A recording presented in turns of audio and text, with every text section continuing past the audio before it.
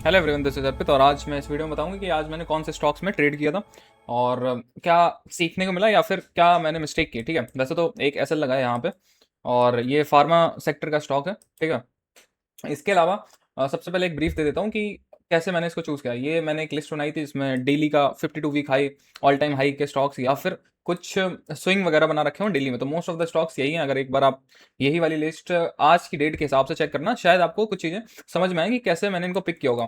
Most of them were from all time high, 52 week high, और या फिर swing वाले थोड़े से कम थे, जैसे कि इस टाइप का स्विंग बन रहा है।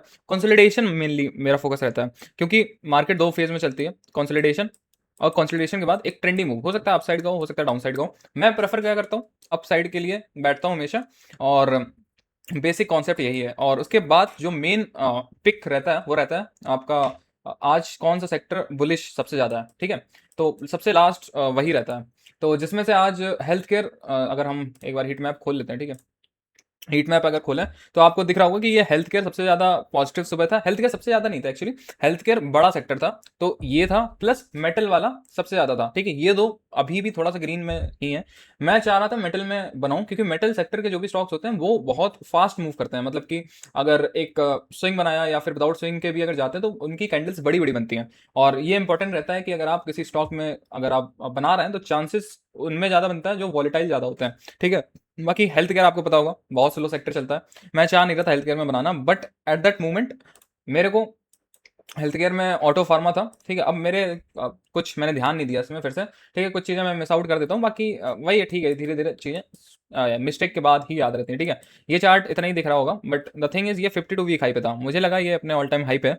ठीक है, ये वाला ऑल टाइम हाई पे। दूसरा मेरे पास ऑप्शन था आपका लॉरस, ये आपका जो भी हेल्थ केयर से सेकंड स्टॉक था। ठीक है, और ये अपने ऑल टाइम हाई पे था। ठीक है, ये वाला ऑल टाइम हाई पे था, बट मैंने मिसअंडरस्टूड कर लिया कि ये भी ऑल टाइम हाई पे है और ऑरो फार्मा भी ऑल टाइम हाई पे है।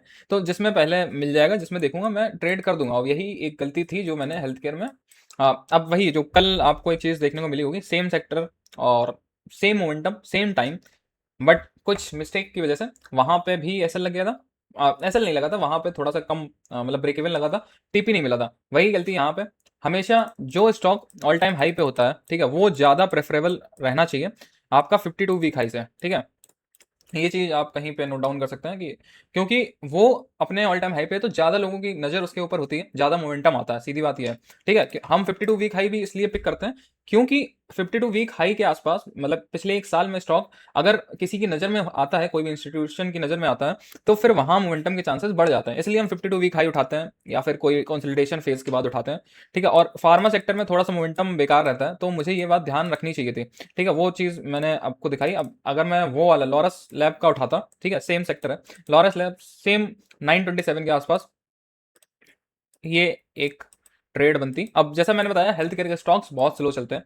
ठीक है, तो ये पूरा दिन निकाल देता, बट एटलीस्ट प्रॉफिट रहता है। ठीक है, ये 1:3 के आसपास का जो मेरा रहता है, लास्ट के 3 बजे के आसपास मैं निकाल देता 1:3 के आसपास, या ट्रेल कर देता है, या जो भी अगर बंद भी हुआ है तो भी 1:2 के आसपास निकलता है, एटलीस्ट लॉस नहीं होता।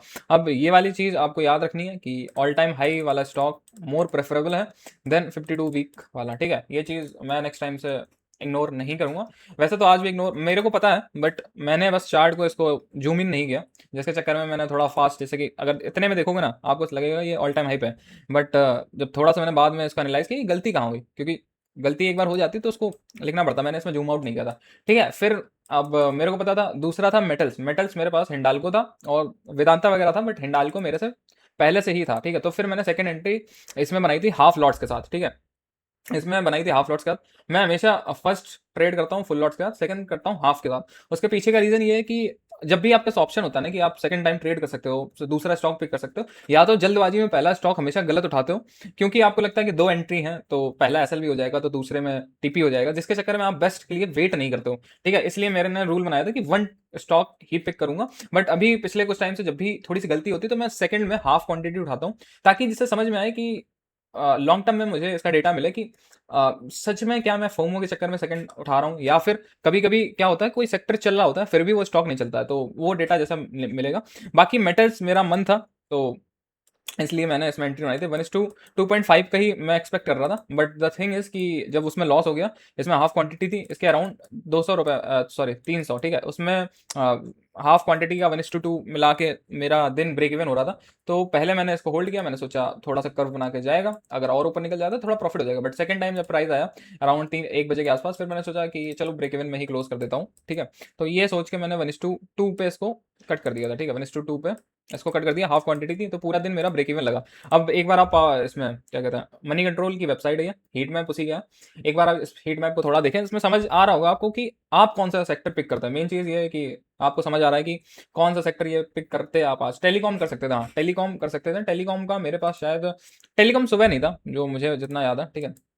टेलीकॉम का मेरे पास कल था, HFCL था, ठीक है। अब ये देखो टेलीकॉम सेक्टर का ही है, ठीक है। बट इसने मेरी चीज़ मतलब कि मेरी रूल आज 14 डेट है ना, हाँ ठीक है 14 है, यहाँ पे स्विंग नहीं बनाया। तो हमेशा सिर्फ सेक्टर को देख के नहीं कर सकते, अपने ऑल टाइम हाई पे है नहीं, ये भी 52 है, ठीक है। 52 का थोड़ा सा ध्यान रखना चाहिए, क्योंकि 52 का ये मोमेंटम भी देखना चाहिए कि मार्केट बहुत स्ट्रेच है। तो यहाँ वाले सेलर्स जो पहले सेल किए होंगे, पूरा मार्केट को नीचे दबाए होंगे, एक बार दोबारा फिर से आ सकते हैं। ऑल टाइम हाई पे कोई ऐसे नए सेलर्स नहीं होते, प्रॉफिट बुकिंग वाले ज़्यादा होते हैं, ठीक है।